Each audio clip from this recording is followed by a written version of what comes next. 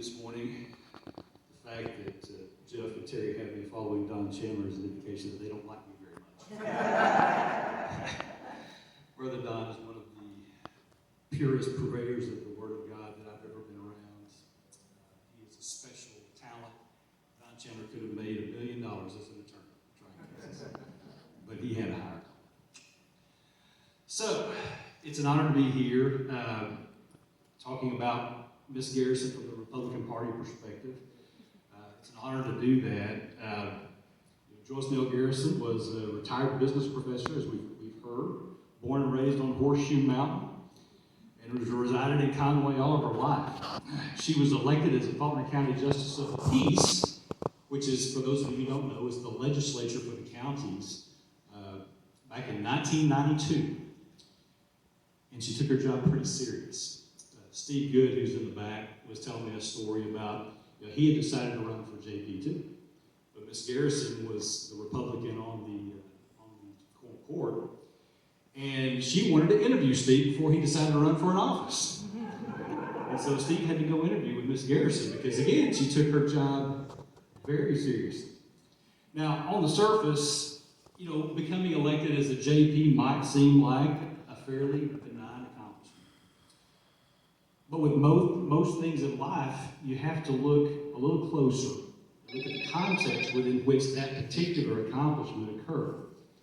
And I think it reveals much more about her life and character than we realize. It's much more than a superficial act of getting elected. It's all about a character that should be emulated, in my opinion.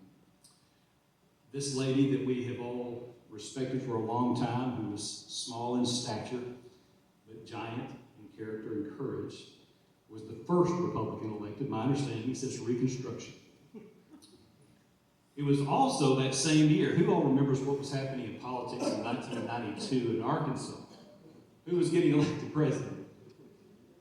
I guess you could argue that the Arkansas Democratic Party was at its zenith when this plucky little lady from Horseshoe Mountain thought to herself, I think I'll just run as a Republican. And she did. And she won it. Ms. Garrison, my understanding, was it by 10 votes that you won? 4 votes. 4 votes. It was a monumental challenge at the time when you look at the context, which makes it a monumental accomplishment. And you guys, I don't know about you, I still believe in American exceptionalism. And I believe that not because of a genetic makeup.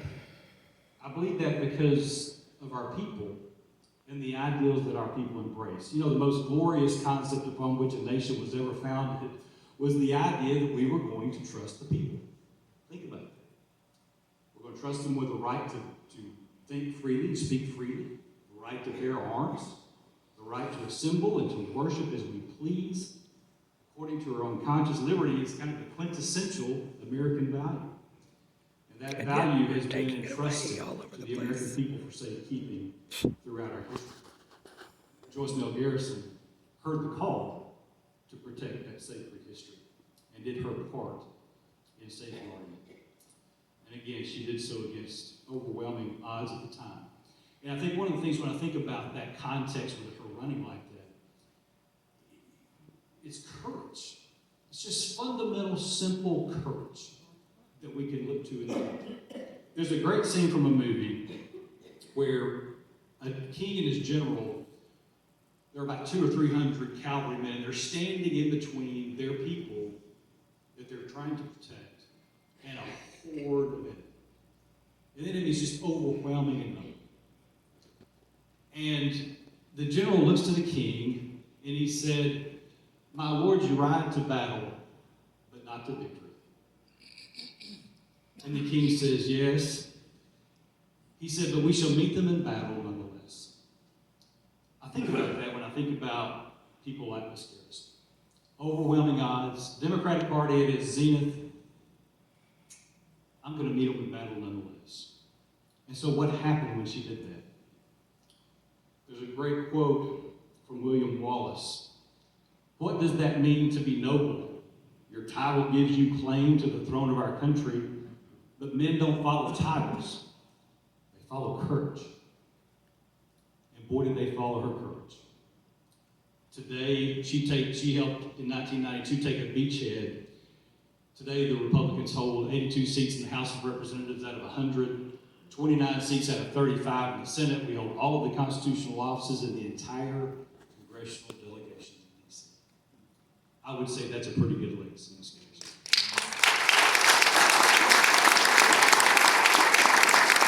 So in closing, when we talk about courage, what does it take? We've all heard the quote, what does it take for evil to prosper? It's for good men and women to do nothing. And I'm thankful today that doing nothing was not an option for Joyce Nell Garrison. Thank you, Ms. Garrison. It's interesting to note we're actually related to Robert the Bruce. There's a letter from French Hill that Jeff has asked me to, you want to read it? Okay. This is a letter from French Hill, Congressman Hill, to Ms. Garrison. Greetings to all. I hope this letter finds everyone well. While I am unable to attend this special event in person, I wanted to reach out and be a part of this wonderful celebration of the work and dedication Ms. Joyce Garrison has to Central Baptist College in the Conway community.